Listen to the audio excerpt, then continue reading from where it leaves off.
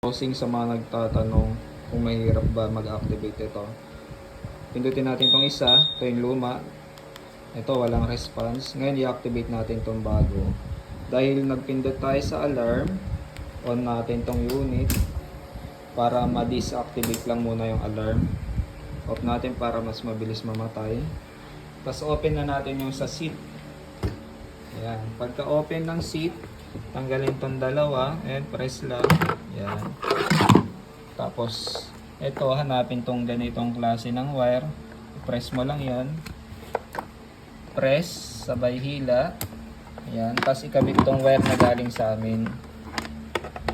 Ayan. Ikakabit lang, nag-iisa lang naman yan. Tapos ikabit na kagad sa positive. Ayan.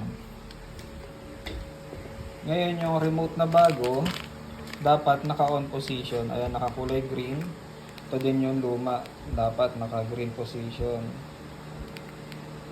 Ayan. Ngayon, i-press nyo to isang beses lang. Tapos i-off. Tapos pihit. Pagka pihit, patay. Tapos tanggal ng wire.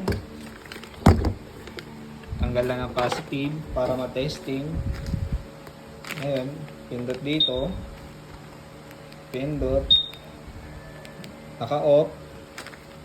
Naka-on. Automatic, successful ang pag-activate.